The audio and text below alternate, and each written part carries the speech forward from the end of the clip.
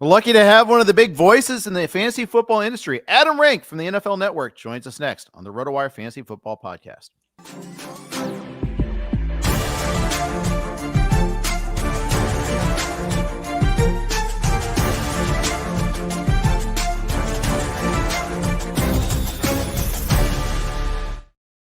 Hey, everybody. Welcome to the RotoWire Fantasy Football Podcast. Jeff Erickson here.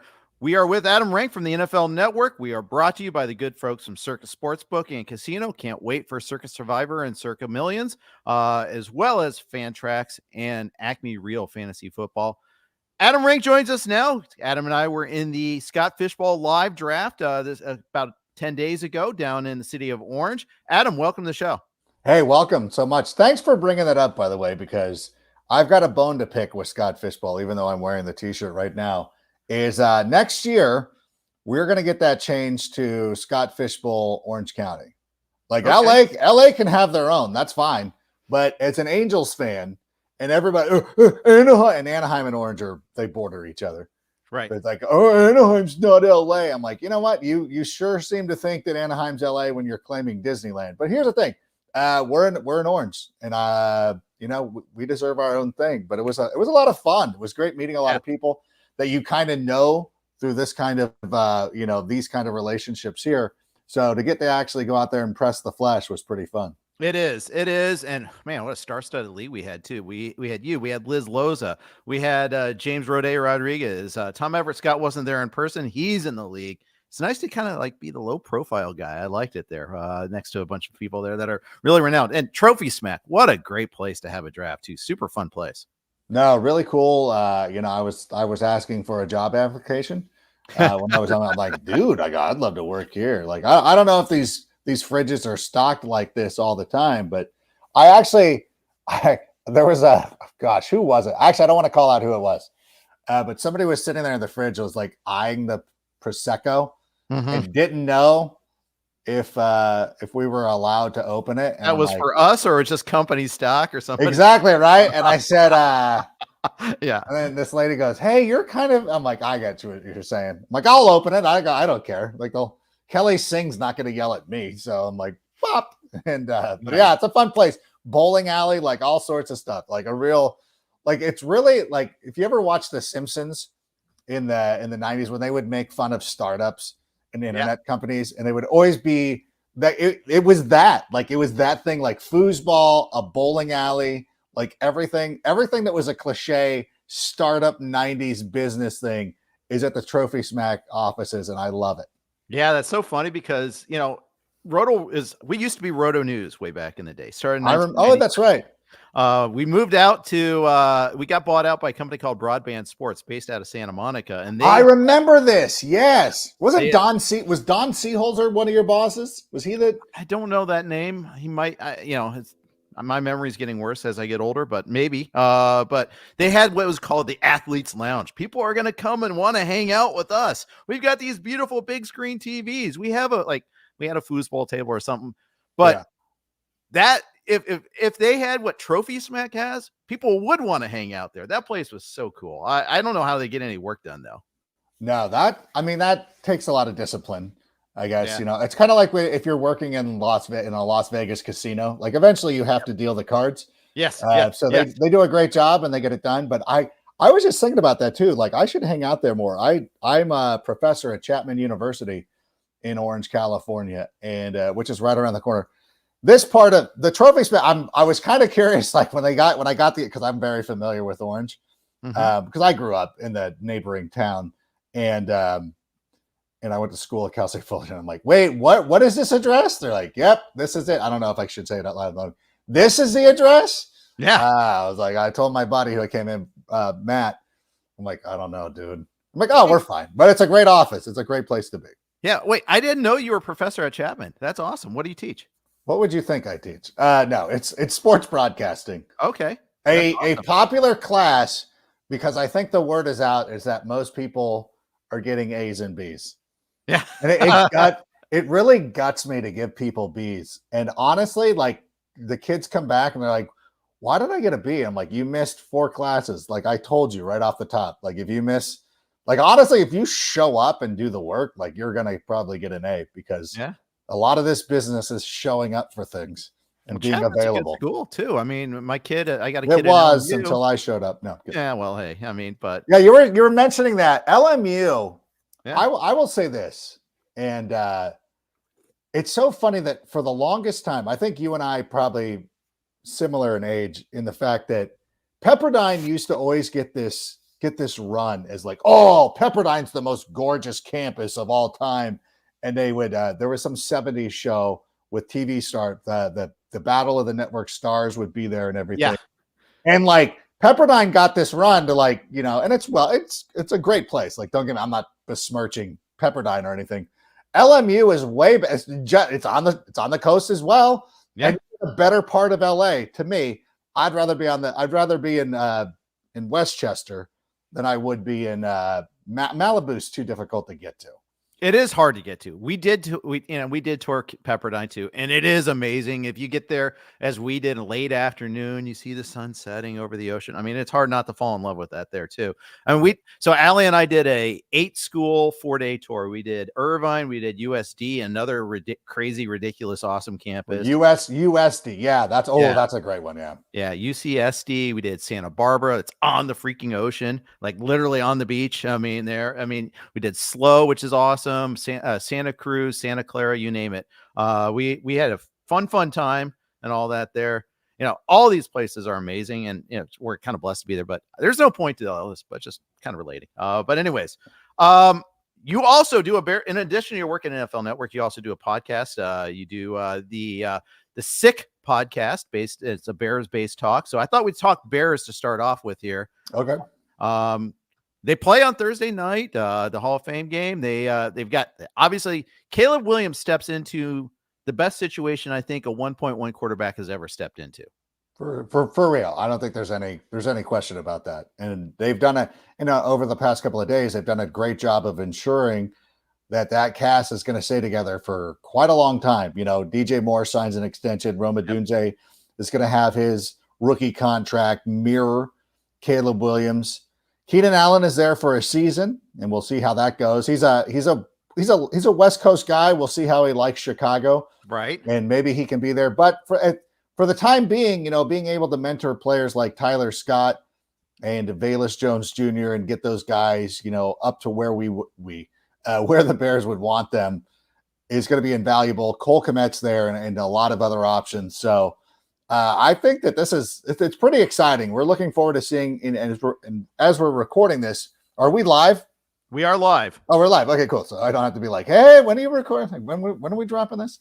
Yeah, so we still don't know if Caleb's playing on Thursday. So I hope that he gets a series. Yeah, but we'll see what happens. But yeah, really exciting times to be a fan of the Bears. Yeah, absolutely. So how's Caleb looking so far?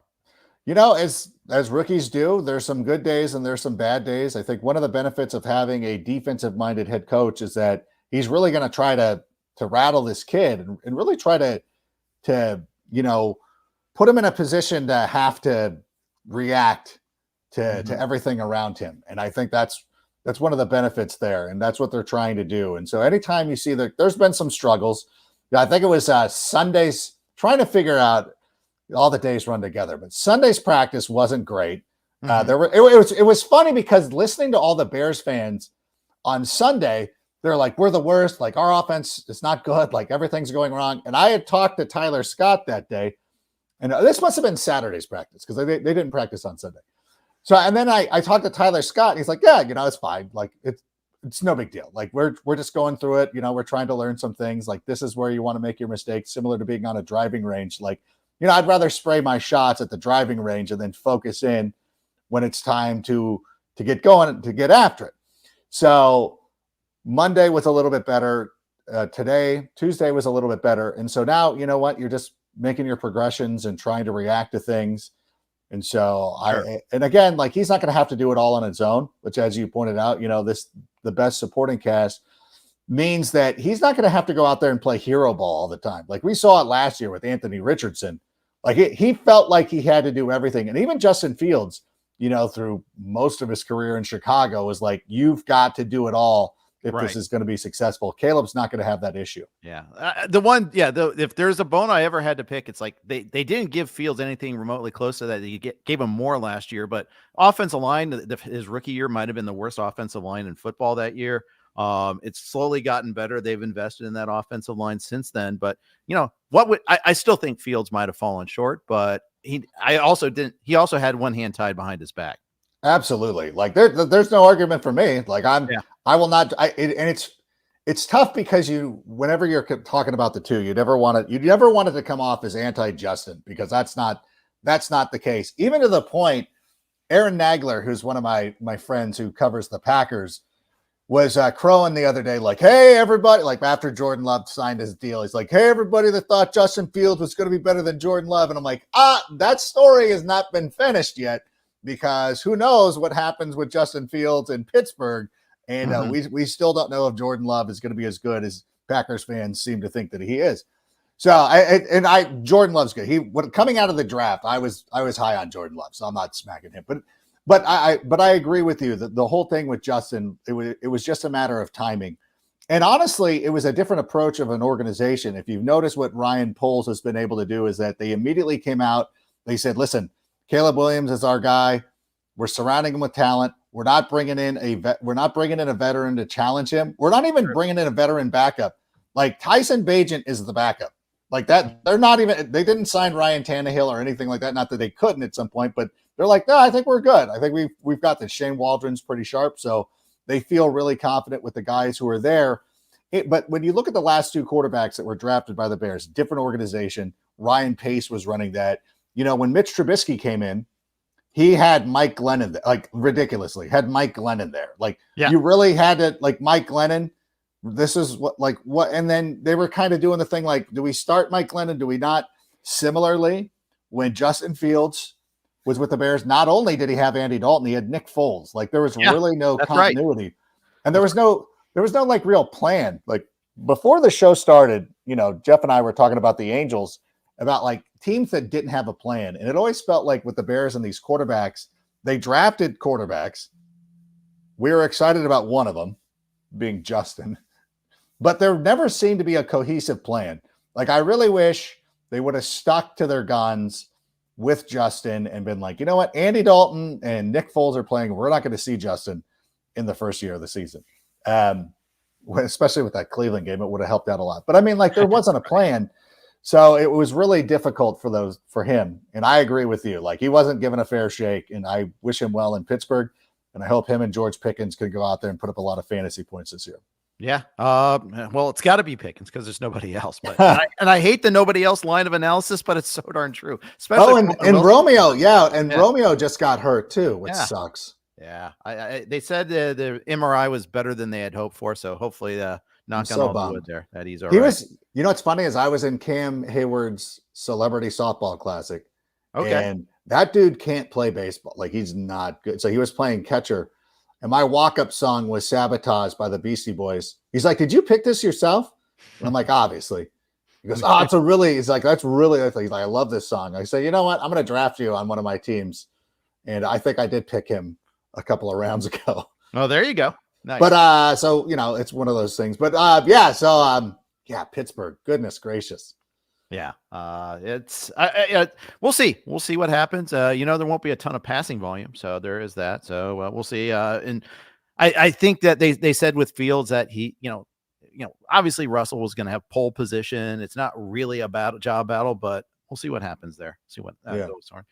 DJ Moore just got paid 4 years, $110 million, 82.5 of that guaranteed. And I think that's always the big number, is how much of it's guaranteed. Yeah. No, and it was funny because Chase Daniel was asking people, because CeeDee Lamb wants significantly. So his average is out to about 27 mil a year. Mm-hmm. CeeDee Lamb is seeking 35 mil. And Chase Daniel was asking, like, who would you rather, of these two guys, who would you rather have?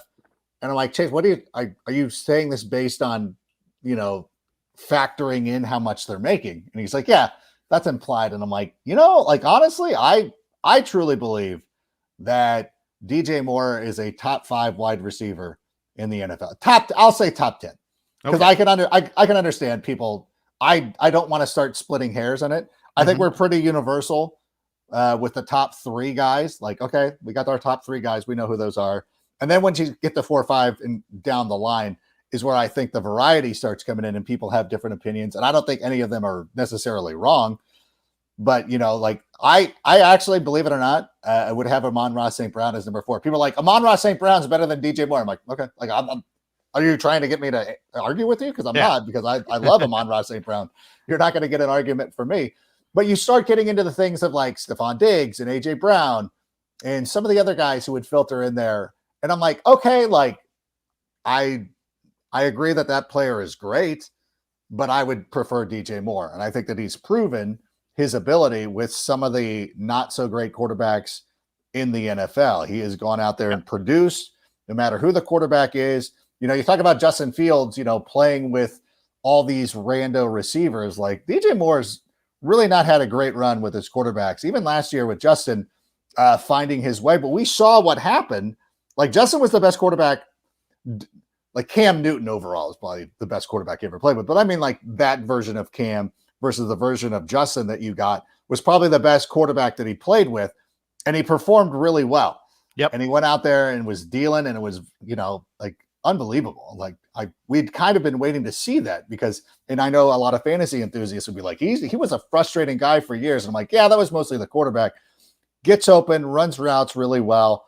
I'm curious to see what happens this year because when you watch practices, all these guys are really developing chemistry with Caleb Williams, from Rome Odunze, DJ Moore, Keenan Allen, and then Tyler Scott's doing it too. Tyler Scott's actually been one of the highlights of camp so far. So it'll be interesting. And Cole Kmet too. Don't want to diminish him. And Gerald Everett's there. Like it'll be interesting. I think for fantasy purposes, it's going to be frustrating for a lot of you. As a Bears fan, I don't care. As long as they're out there moving the ball and scoring points, we'll have to suffer. Yeah, I feel like Moore's going to get his, and then after that, it kind of filters down. And 1 week it'll be an Allen week, another week it'll be a Rome week, another week it'll be Kmet sneaking in, getting those red zone targets and all that. I could see that sort of scenario happening there a little bit there. I was very happy to get DJ Moore, as you well know, and I know to your chagrin that I grabbed him in Fishbowl. Because I had Caleb, or I have Caleb. And I got worked out of both of my potential stacks, although I did get Keon Coleman, but I got worked out of both of my stacks because Dalton Kincaid went with the 4th pick in the 2nd round. And then I was like, okay. And then when we took DJ, by the way, I want to preface this because people look at that and they're like, DJ Moore at the top. Like, nope, there was a 3rd round reversal. Yep. He was Caleb Williams was the end of the 3rd. I knew I should have just taken him in the 4th. We should have mixed that up. Yep. Just so it looked different. But who cares? Like, don't worry about my team. We'll get to your team anyhow there. So other things. Rome Odunze, how does he look so far? What sort of playing time is he going to get? He looks great. And, I think that he's gonna be a player that will end up flourishing at the end of the season. Mm-hmm. Any of these Bears receivers in best ball are going to be great. Until the week that Mercedes Lewis has 2 touchdowns and breaks the world. But I really think that when they get going, DJ Moore, as you mentioned, is going to be the focal point. He's going to be the guy. Keenan Allen is going to be it's 3rd and 8. He's catching a 9-yard pass, really annoying people, like really just being a factor in that part of the game, being a reliable underneath option. And then eventually Rome Odunze is going to start getting worked in more and more. Now, I think it might be a little bit slower in the beginning of the season because you have such great, you don't have to force feed them. With like a lot of rookies, you have to force feed these guys. And you're like, okay. And it's like, well, we know who we need to cover. Like, and you're going after them. With the guys out in the field, like he's going to get a lot of opportunities. So I really do believe that Rome Odunze by the end of the season is going to be very valuable for a lot of you. And he's really going to start picking it up. And I think that he's going to be the guy that, not that DJ Moore is ever going to be usurped, but he's going to be the guy that they rely on a lot. And then I love it. Although, and it's funny too, and people will start catching on to this, Tyler Scott's going to end up making people upset as well. I can't wait for that because he's a friend of mine. So that's part of it. But it's also like, he's going to factor in too. Like it's just fun because you have to understand as Bears fans a couple of years ago, you know, they were trying to sell us Darnell Mooney as the number one wide receiver, who I like. I'm a big Darnell Mooney guy. But when him and Allen Robinson were playing together, like that was perfect. Like that was a perfect, because I always feel like Darnell Mooney's a 1B, like a good receiver, 1B kind of guy. And I think going down and playing in Atlanta with Drake London is going to be huge for him. So but they were starting to run out like Darnell Mooney, Dante Pettis, Equinemius St. Brown. So when we're sitting here having these conversations about, you know, because the Bears under Ryan Pace, what they would be like, okay, it's DJ Moore and it's DJ Moore, it's Tyler Scott is the number 2. They would have traded the number 9 pick. They would, you know what, like, so it's great to have this embarrassment of riches. Absolutely. Tyler Scott is to the Bears as Trenton Irwin is to my beloved Bengals. You know, I love it. He makes a play, but it doesn't help other people. I can hear Fabs going, that helps nobody. No, it helps everybody but you. But that's it. That's the way I always view those sort of things. Running backs. We've got DeAndre Swift is now a member of the Bears. We still have Khalil Herbert. We still have Roschon Johnson. Is Swift going to get enough carries to be like a regular start for us, or is this going to be a full-on committee? I'm a full-on Swiftie on this one. Okay. They wasted no time going out there and signing him. And I always believe that that's significant. When you watch these teams go out there and make a play for a player immediately, that says to me like, okay, this is a player that they targeted, and they had options. You know, they could have chased Saquon Barkley. You know, a lot of the Bears fans were sitting there going into free agency like, hey, like Saquon, come on down. And I'm like, really? I'm like, I would love it. But I'm like, I don't think that's realistic. But I think it actually probably was more realistic than we gave it credit for. But I think money-wise, they felt that DeAndre Swift was a better option. And so they went with him. And I truly believe that he's going to end up being that number 1 guy. We like Khalil Herbert. I think he's a really good player, but he's kind of established himself a role. The only wild card in all of this is Roschon Johnson, who generated a big buzz because people really love Bijan Robinson, and they feel like, oh, well, Roschon is going to be the same, or he comes from that. He was pushed back at Texas, and he could be the Barry Sanders to his Thurman Thomas or something like that. And it really hasn't materialized, but I'm not closing the door on that either, because I did choose Roschon Johnson. Like, just in case, just all right. Like when you're playing in leagues like this, bigger leagues, I feel like he's worth a speculative ad in that respect.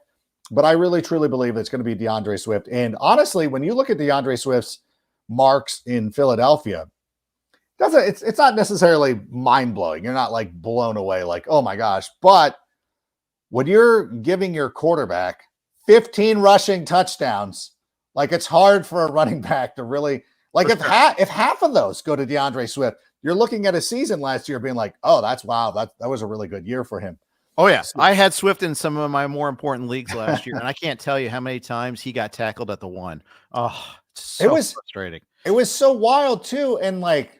And so anybody who follows me knows I love to crow about some of the things that I get right.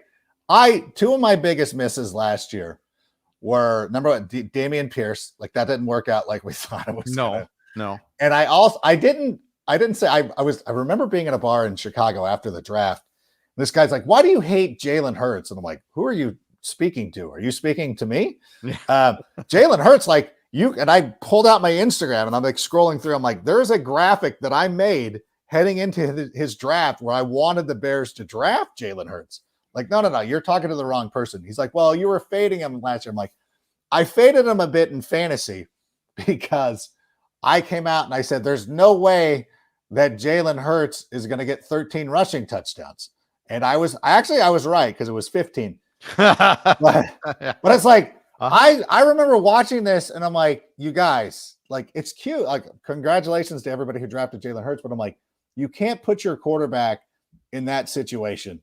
And it cost them and nobody talked about that. I remember being on Total Access, RIP. And And they're like, oh, what happened to the Eagles? I'm like, they run their quarter. Like, I know it's cute. And Nick Sirianni loves to go into the press conferences and be like, stop it. Like, you stop it. Like, you're putting your quarterback at risk every time. Like, he's dinged up.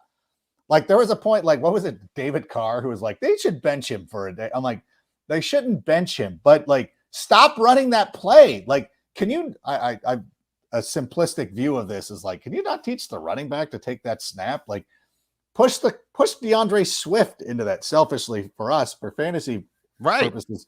But it's like, you're risking your quarterback, and they folded down the stretch because these guys got banged up doing that stuff. And again, it worked out well for you in fantasy. I completely missed on that. And I'm willing to also miss again and being like, he's not going to get 15 touchdowns. Who knows? I've been wrong on this before, but I think it's more likely he gets like 6 to 7 this year. I agree. Yeah, I agree. Jason Kelsey's retired. I think that's a big. That's a huge thing too. I don't care if Hurts can squat a bus. I mean, I think they kind of have to, you got to protect him a little bit more. And they have Barkley now too. I think that's the other thing. Yeah. I love Saquon Barkley. Yeah, you got him in Fishbowl. I saw that there. Did I? Yep. I got her, and I have Hurts and Brown. So we'll be watching those games closely together there. So we'll figure out how to make that work. But we're going to talk a little more Scott Fishbowl. But first, a quick note from our friends at Circa. The biggest pro football contests in Vegas are back. Circa Survivor and Circa Million are now up to $16 million in guaranteed prizes. 2 ways to win and no rake. Circa Survivor contestants select one team each week with no point spread. Last the longest to win it all with $10 million guaranteed. In Circa Million, make 5 picks against the spread each week for your share of $6 million guaranteed. Quarterly and full season payouts. Enter in Nevada, play from anywhere. Visit circasports.com for details. I'm here with Adam Rank from the NFL Network, from, of course, his awesome podcast as well, the Sick podcast, Talking Bears. Let's talk a little Fishbowl. You drew the 1.1. Right. Yeah, buddy. Yeah, you got yourself some Josh Allen love. It is third round reversal. Did you want the 1-1, or is this just like I'm all in on Josh Allen, go that way, or is that what was left to you as a handful of choices? Oh, I might have done things differently had I known there was a third round reversal as there was, but it's all good. I really like Josh Allen. It's one of the things too that I always preach to anybody who wants fantasy football tips or anything like that. I'm like, you really need to know your scoring settings. Like, really take an opportunity to read your scoring settings, because people ask, like, who's the other quarterback that you were thinking of? And I'm like, there really wasn't one, because, well, actually, truth be known, it was Anthony Richardson, just to kind of it would have been a cool thing to do. And I'm like, am I doing this for clicks, or do I really believe this? Yeah. And I'm like, and I came to the conclusion, and Matt, my buddy who was with me, who does this, he's like, talked to him a lot there, by the way. He goes to take Anthony Richardson. And I'm like, that's too clickbaity. Like, I get accused of that already because of my Bears stuff. Like, I don't want to go out there. I'm like, I do, but I'm like, if Josh Allen was gone, I'm with you 100%. Like, we're no debate about this.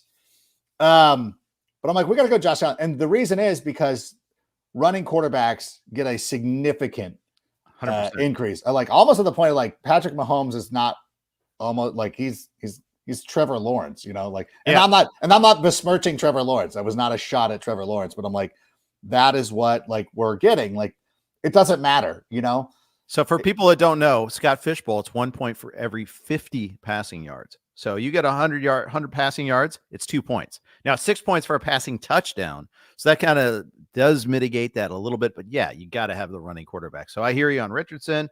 I wanted Jayden Daniels later. Didn't get him, but because I just think he's going to run for days until he gets hurt. Because I think he will get hurt, but that's another topic. But yeah, you're right. All politics are local. Know your scoring system. It is so vitally important. Yeah, so that's why we went with him. And we were talking to another fellow 1.01 who was taking Josh Allen. And it's funny to have this conversation too about, like, Dalton Kincaid at 212 is not too early, right? Like, and he's like, no. Like, he's like, I might wait for the reversal. So I've never checked back in with him, because he's like, I'm going to wait on the reversal. I'm like, and I didn't say anything because I didn't want to come off like that guy. I'm like, there's no bleeping way Right. He's not getting to 312. As it turned out, he didn't get to 212 in our league. Not even as we close. mentioned. He went 2-4 to Liz Loza. Yeah, Liz Loza. Yeah. I was pissed. Oh yeah. Almost as bad as you when you took DJ Moore. And then in the third round, because of the reversal, she's sitting there and I made eye contact with her. And I was like, oh, you're going to do it, aren't you? And she's like, what? And she's got the sticker sheet with all the quarterbacks on it. And for those that don't know, Liz is also from Chicago. And she's like, oh, but she doesn't like Caleb Williams. Oh, okay. She doesn't think he's good. I don't know if she said that publicly, so I don't mean to blow her up if that's the case. But she's like, I don't know. I'm like, because she lives out in Southern California. Mm-hmm. She's like, I saw him at USC. I'm like, you saw him at USC and you came away thinking that he's not good. Well, Liz, stop. Last year was weird with Caleb because that offensive line got really terrible. The Notre Dame game. Oh my God. You know what? The game. I will then tell people, anybody who wants to say that, and what's the show where they're like, I don't know if it's First Take or one of them, like, we think that Jayden Daniels is he'll be the top quarterback this year. Like, number one, because CJ Stroud did it last year. That's dumb. Number two, like, if you point to and everybody brings up the Notre Dame game, I'm like, that's fair. Start bringing up Jayden Daniels at ASU. Yeah. Let's find some of those games. For any smart ass who's like, oh, like, I'm like, no, like, this is a situation. He's also doing the fields where he's going to his college receiving room was better than his pro receiving room. Exactly. It's close, but I'm like, I could make that case. I think Brian Thomas Jr. is amazing. Yeah, I was just going to say, you want to compare the LSU receiving room to the SC receiving room. You want to compare the LSU offensive line to the SC offensive line. We can go ahead and do that there. They didn't play any defense, but LSU, I mean, they had a perfect setup there for Daniels. I also saw, we've all seen like the on Twitter, the reel of Jayden Daniels getting hit. Because he runs high, he takes these horrible hits. Started in the Florida State game, he took a massive hit. He does that in the NFL. He's getting carted off. I mean, it's going to be ugly. He's skinnier Justin Fields in a way. Yeah, and he's a great runner, and he could be amazing. I just feel like this could be RG3 all over again in a way. Awesome rookie year, and then he gets hurt, and he's just not the same. I hope I'm wrong. I really hope I'm wrong about that. But yeah, that was wild because RG3. That rookie year and that playoff game against Seattle was just so brutal to watch. And you're just like, oh my God, like this guy's never going to be the same. And I remember we had a colleague, Jason Smith, who was with us on Fantasy Live that year.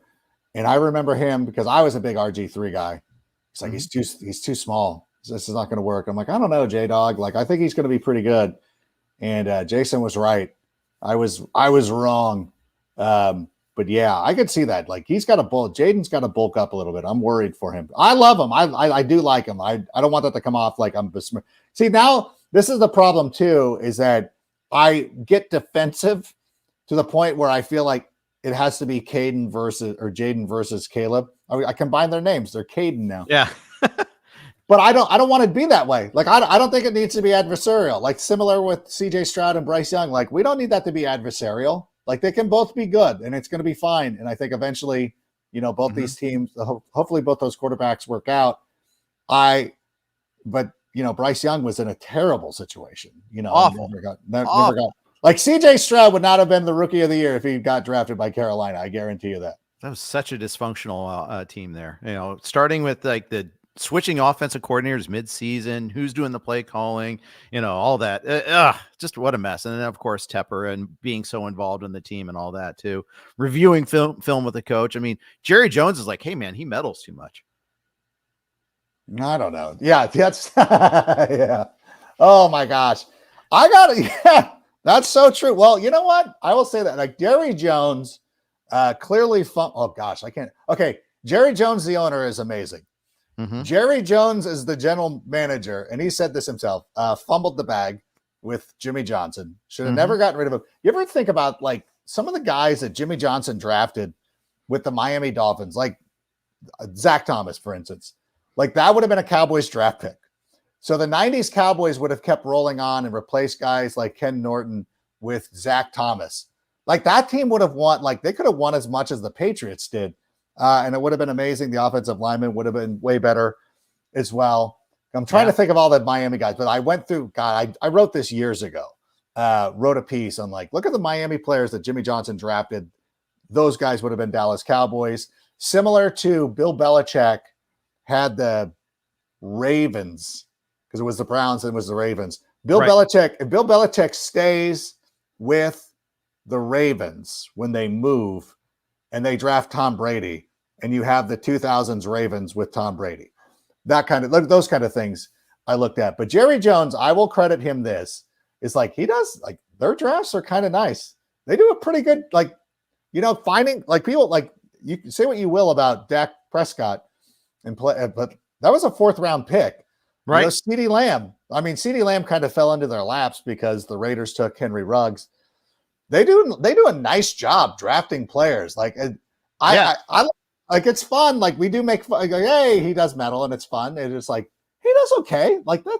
That's like, I think too, I will forever give, it doesn't forget. You'll never get over firing Jimmy Johnson. But when he resisted taking Johnny Manziel and instead took Zach Martin, I don't think that gets talked about enough. Yeah. Like, that building? I was at Radio City Music Hall for that draft. That building was right when the Cowboys came on the clock. That building went nuts. Like it was pandemonium. Everybody was ready. It was like the old, like you would watch these old movies from the 70s where like newsrooms were ready. Like, hey, we're ready to go. What are we going to do? Like getting ready to fire off tweets or whatever it was. And they're like, Zach Martin. And everybody's just like, oh. Like, yes, such a great pick, though. Like, who you can argue, obviously, like anybody over Johnny Manziel would have been a great pick, but Zach Martin, all-pro player, like that was amazing. So he did pretty well. But Tepper is not that. Oh, I can't make fun of an owner. David Tepper, who I love very much, is not quite to Jerry's level yet. No, not so much. Not so much there. All right. Got a couple other Scott Fishbowl players to talk about, but first, quick note from our friends at ACME Real Fantasy Football. What's with fantasy football scores looking like an NBA All-Star game? Let's get real with ACME Real Fantasy Football. The top pro teams average around 28 points a game. This is how ACME Real Fantasy Football scoring system is based. The system is also very accurate compared to the actual game score. Each team drafts only 9 players, filling the primary positions. Benches are only used for injured and bye-week players. This leaves 200 free agents available to improve your team. Weekly waivers give preference to the bottom of the standings. League rankings are always changing, keeping it competitive the entire season. ACME Real Fantasy Football has a one-of-a-kind playoff format, selecting a new lineup each week. All teams are competing from week 1 through the Super Bowl. 12-team leagues start at only $120. Go to acmerealfantasyfootball.com and sign up today. We're also brought to you by Fantrax. Is there something you wish your fantasy league had, or features that are missing from your current leagues? Bonus scoring, custom schedules or playoffs, deeper team settings? Well, look no further, because we have you covered with our friends at Fantrax. Fantrax is the most customizable fantasy platform in the industry, offering the greatest fantasy experience for your dynasty, keeper, redraft, and best ball leagues. Fantrax even offers college fantasy football leagues. Create or join a fantasy football commissioner league, invite your friends, and dominate your draft this season. Fantrax is the top fantasy dynasty fantasy football platform in the industry. Coming from another service? Not a problem. Fantrax can easily import any of your current leagues and rosters. Ever have a trade go wrong or make a mistake in dropping a player? Fantrax Commissioner tools allow you to undo any move with one simple click. Fantrax is running a special promotion you don't want to miss. Sign up for free at fantrax.com/RotoWire today to enter for your chance to win tickets to any regular season NFL game for you or in your entire league, plus $6,000 in spending cash. That's right, tickets for your entire league. Simply create a new league or bring over your existing league for more chances to win. Simply go to fantrax.com/RotoWire and sign up today. Fantrax, the home of fantasy sports. I'm here with Adam Rank from NFL Network. We did Scott Fishbowl together. Scott, I was saying Scott Fishbowl. Adam, you took a ton of young players. My name is Jeff. Your name is Adam. Woo. Marvin Harrison, Brock Bowers, Malik Nabers. Later on, Keon Coleman, Brian Thomas, Vidal from the Chargers as well. A lot of good, fun young rookies on this team. Oh my gosh, I love drafting rookies. And last year, last year will be my thesis statement for drafting rookies like that, because, obviously I had Puka Nacua, Sam Laporta, and Jahmyr Gibbs, not as much. Jahmyr Gibbs was a little bit more like was a highly sought after player. So that's not like, hey, we found this guy. So I felt pretty good. But it's always been a practice that I've always kind of preached to, is that when you get past a certain point in drafts, you just start looking for high upside rookies. It doesn't always work out like it did last year. Like, there's been a lot of Josh Fergusons on my lineups that I've eventually just let wander into the wilderness at some point. I'm sure I had Roshan Johnson in a lot of teams last year too. So like, it's not a tried and true. It's not automatic, but I do believe that there's a lot of upside. Like, there's certain players that you are familiar with. It's kind of like when you're doing a road trip and you see a Taco Bell, like, what you're getting at Taco Bell. Is it the best you're ever going to have? No, but it's like, okay, it's fine. But if you go into town and find a hole in the wall, you could have like the best meal you've ever had, or you could be at the outhouse, the roadside rest station an hour later. Either way, and I would take that. I really want to go that way. So it wasn't by design. We hadn't anticipated getting Marvin Harrison Jr. Available to us. So that was pretty nice. And I'm like, looking at the wide receivers that were available, I'm like, I might as well have the guy that's going to be the most targeted player in this offense. I missed out on a run of tight ends, which was, of course, starting with the Dalton Kincaid thing. And then it just really got away from us, because tight end is at a premium in the Scott Fish Bowl, but Brock Bowers was available. And so I hope that he ends up being the number 2 targeted player in Las Vegas, which I think that he could be. He's really a transcendent athlete. I remember doing my mock draft with a twist for NFL.com. Now, my piece is not predictive. So people are like, I'm like, it's not predictive. It's like, this is what these teams should do. And it was like the Bears, believe it or not, I said the Bears should take Caleb Williams. So I want my platitudes for that. I worked it too, so that I got like, hey, the Bears should take Rome Odunze at number 9, because the previous year, and when everybody was screaming offensive lineman, I actually said Jackson Smith and Jigba, because I'm like, you really need to go. The team really needs to go in on offense, even more so than they did. So they finally listened to me there. Okay.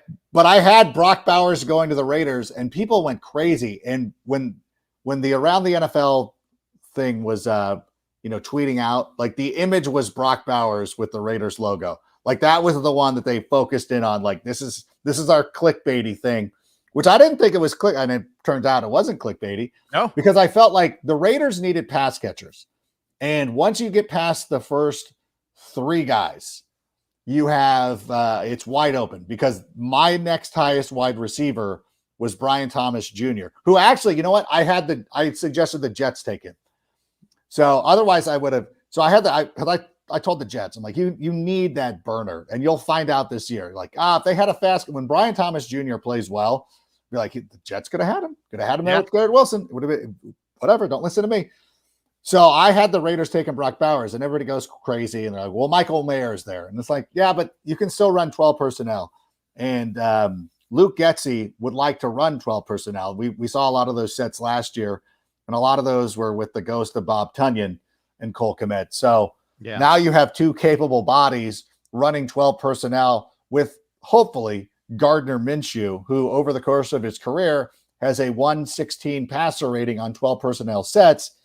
I really like this kind of matchup for him. So I think I like that pick. I think he's going to get a lot of targets. And then Malik Nabers, I'm scared of, because I like Malik Nabers. I think he's a good player, and I think he's going to be targeted a ton. And every time I talk myself into Malik Nabers, I see a photo of Daniel Jones, and I'm like, nah, gosh.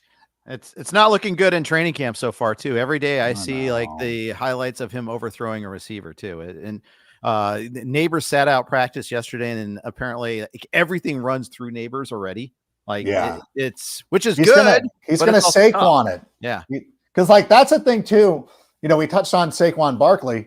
It's like everybody's like, well, he gets injured all the time. And I'm like, yeah, but when you're playing for the Giants, like I don't blame him. Kind of like when Christian McCaffrey was in Carolina, Like, oh, he was injured all the time. Goes to San Francisco. He's never injured anymore. Like, oh, crazy how that works. Strange. Yeah. Weird how that works out. So I'm looking for the bounce back, but I have Malik Nabers, but I don't need to count on him. If that makes any sense. It's like, it does. Like, okay, like he's not my wide receiver one. Like you would think that a guy coming in, like in a normal situation with a normal team, you think a player like that going to a team with a halfway competent quarterback, like even if it's going, Las Vegas is not a good example, but I can't even think. Carolina, maybe. No, that's not great either. I don't know. I just don't like the situation. Even, okay, you know what? Actually, even if he had gone to Las Vegas, I would still feel confident with him. Be like, oh, okay, yeah, like him playing opposite of Devontae Adams. Like I'm down with that. Like he could still survive, kind of like Justin Jefferson in his first years in Minnesota with Adam Thielen. Like there could be that kind of vibe. Like I could get down with it. But Malik Nabers is going to get all the coverage. He's going to have Daniel Jones throwing into those coverages. I'm like, I love the player, and I wanted to take him in the spot that he was available to us based on the potential targets. But I'm like, I don't feel great about it. Like I just don't feel good. Just think if he had landed with the Chargers and Justin Herbert instead of Harbaugh getting his big offensive lineman, which we all knew was going to happen, mind you. But no, Jeff. That is not. Nobody knew that. I got, again, going back to the thing that I wrote. I had the Chargers taking. It was Ola Fashanu because I had Joe Alt going earlier. Okay, but I had the Chargers taking a lineman, and this guy was trolling me for months. Oh, you really think? So you really think Chargers are going to pass on Malik Nabers? And I'm like, they're totally going to. And then that guy disappeared. He never came back. Weird how that works. Yeah. I guess there's a lot of retrospecting going on there. Like, yeah, it makes sense. This is what Harbaugh does. I guess that's more in my mind. I mean, like it was so obvious. You have Greg Roman there. You're going to run the football, and you're going to want to build that offensive line. And if Joe Alt, because I had Joe Alt gone, but I'm like, Joe Alt made a lot of sense. Yeah. I mean, like Joe Alt, like even if you're the Giants, I think that's what it was. Is I had I'm like, the Giants have a left tackle, so it didn't really make a ton of sense. But you're like, the Giants should already. It's hard to argue. It's kind of like the Lions thing with Penny Sewell. Like, who do you want, Penny Sewell or Jamar Chase? Like, both of them are great. And you can actually make the case, because I forever said Jamar Chase, and then you're kind of like, well, I mean, like the Lions, because they got away with it because they got Amon-Ra St. Brown. Yeah. But it's like, I don't know. I felt like the Giants, and you could never do this with a GM and a coach who are probably going to be blown out by the end of the year, is thinking so far ahead. Like if your general manager is safe and be like, you know what, we're actually going to build the offensive line, take another lineman and put him there, and then get your receiver the following season to match the quarterback that you're gonna draft. But at the same time, like, listen, Malik Nabers is a good talent, and whomever is the starting quarterback for the Giants next year is going to benefit. Yeah, absolutely. But I'm talking 2025. I'm not talking this season. Yeah, exactly. And it's the thing that's interesting for the Giants too is they had a choice. They could have gone the route of going at one of the quarterbacks in this class, but they have the Jones contract. It's kind of tough to make that call. I get it there, but next year's quarterback class probably won't be as good. That's the thing. They say that, but I mean, coming into this year, Caleb Williams was the only one that was unknown. Like, this guy is going to be good. Nobody was talking about Jayden Daniels being the number 2 overall pick. That's true. Until the season had started. By the way, can we pull up what Matt B says right here? Yeah. Why are folks not worried about why are folks not worried about Nabers in a bad situation but down on Brock Bowers? Yeah, this is exactly what I'm talking about. And I would argue, Matt, that Brock has a better situation with the Raiders for the reasons I was talking about. I think Gardner Minshew is such a better option than Daniel Jones. Like, if Daniel Jones was a quarterback of the Giants, I would be like all about it. I would be into that. But I'm with you. So I wanted to, sorry. No, I don't mean to be producing your show as I'm on it. It's all good. It's all good. I like it there. I like it a lot. Hey, you're a veteran of these shows. You've been on the NFL Network forever. You've got your podcast. How did you get to the point where you had such a big platform? Because you are one of the big voices in the industry. What was your journey like to get there? Jeff, this is a 20-minute answer, so I'm going to try to get you the condensed version. All right. And number one, if anybody plays fantasy golf, I can't take Scheffler or Xander for the Olympics. If anybody has a pick, should I take Oberg or Rory? I could pick either one of those guys. But in any event, so yeah, I was I'm going to try to condense this story down as much as possible. I wanted to do two. I don't even know. I don't even know. Like, this is like when you're doing stand up and you're like, I got 2 minutes to go. Like, a lot of times I'll leave the stage because they're like, the setup for this joke is way too long. The setup for this story. Growing up, I love sports. I love Saturday Night Live. I wanted to do something like that. And, I wasn't going to go to college. And my parents were like, your two older sisters did not go to college. Nobody in this family has ever graduated from college. You have I had good grades. Mm-hmm. You got to go to college, like wherever you want to go. Oh, anywhere in the world, I'll go to Cal State Fullerton because I'm an idiot. I was mindful because I'm like, I don't know. My dad was a retired military guy who was in sales. And I was like, could he really sway? Like, he's not going to be able to, I don't want him to go into debt. And he was older too. So I'm like, I didn't want him to go into debt for me to go to like U of A or Texas or something like that. So I'm like, I'll go here, But in any event, so I went to Cal State Fullerton, and one of my friend's moms, who was a educator, got me to switch majors. Suggested, because I was like, I hate business. Like, well, I don't know what I'm doing. Like, I just am doing this because my parents want me there. I tried out for the baseball team, got cut because I wasn't clearly not good enough. Like, Cal State Fullerton in that era was amazing. I was not. Even though I went to Corona, the number one high school team in the country right now. But in any event, she was like, oh, you should try journalism. I'm like, really? I'm like, you can do that? Like, I'm so stupid. Like, really? Like, you could do that? She's like, yes. She's like, how do you think those guys that you email or write letters to, how do you think they got their? I'm like, I had no idea. Like, this is amazing. School was fun. Like, I loved it. Got an internship with the LA Times. Or no, I wrote for the LA Times covering high school sports, which was a blast. Got like $50 a game. It was between them and the Orange County Register. And the Register paid 40 and the LA Times paid 50. Like, okay, well, I know where I'm going. Did that. Got an internship eventually with the NFL because the guy doing the hiring, a man by the name of Chuck Garrity Sr., was a former LA Times guy. Nice. So my interview was all like, hey, you know this person? Do you know this guy? You know this guy? Like, yeah, I know him. I know her. Robin Norwood, know her. So got that gig, did that for 3 years. So and then the last time I had done it, I was done with school. And they usually had this thing where they would send me on my way. And they'd be like, okay, we'd have we get Tito's tacos. I'd get some swag, and then I'd, scamper back to school. But this time I had nothing to do. And I was sitting in a bar. I was of age at this point, I think. Or I had a fake ID. Doesn't matter. And then I was sitting there and I said, you know what? Like Chuck's on vacation. And I saw my key card. I'm going to work tomorrow because I was getting paid. Well, how to go to work? And so for 2 weeks, I was just going back and like nobody said anything. Walked by reception the first day. Lacey was there. She was like, hey, and I'm like, hey, what's up? I'm like, okay, nobody's saying anything. Like ran to my little office.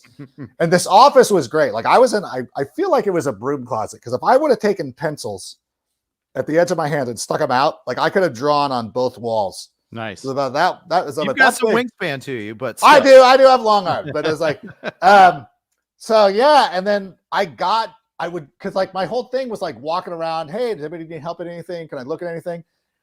And this guy named Peterson was working on this trading card set for Upper Deck and Ron Mix. He's like, oh, can you help us do some of this research? And I'm like, you got it.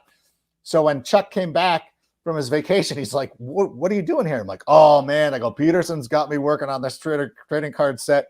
And he's like, all right. And he just walked off. I'm like, oh shit. I'm like, cool. So I was there, a couple more months. Like Office Space there. Yeah, right. Like in a couple more months went by and Chuck walks into my office and he's like, hey, he's like, you can't intern forever. You're like the Cal Ripken of interns. I'm like, son of a gun. But he's like, no, we're going to hire you. And he had this like little yellow Post-it note with like, you're going to make $12 an hour, $11 an hour. Wasn't even that much. Maybe it was 12. Big money back then. And I'm like, no way. And then I just, hung around forever and wouldn't leave. And, the NFL, like you see this stuff with like, hey, like people getting released and laid off and everything. Like I've been living that since the late 90s, early 2000s. Like our whole publishing department, whenever NFL Network started, like our publishing department was nixed to start NFL Network.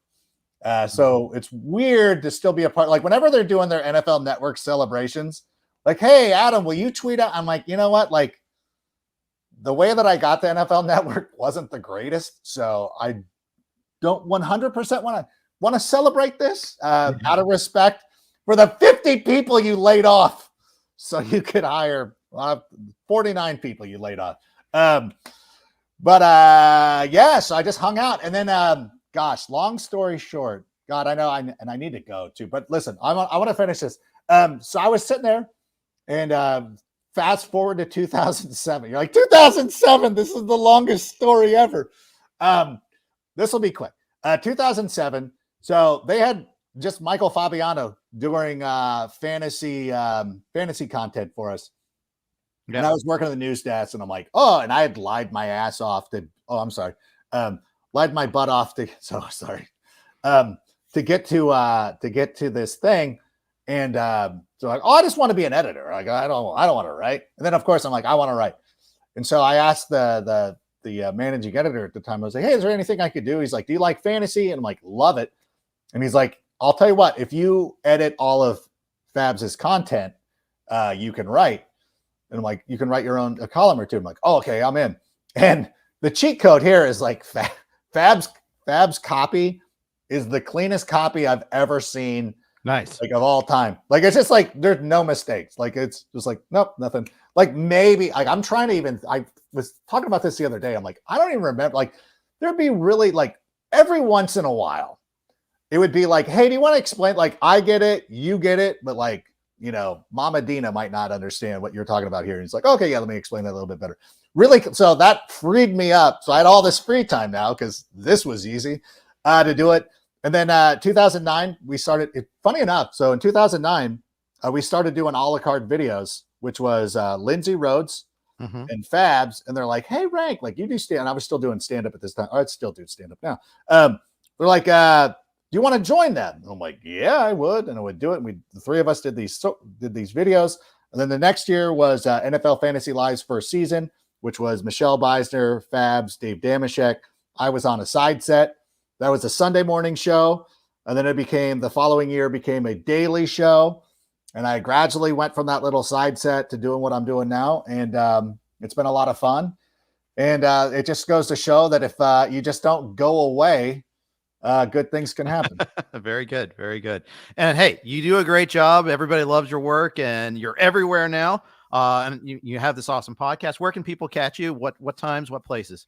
Oh, thank you so much. So NFL Fantasy Live will be returning in August. So that'll be August 12th is the first show.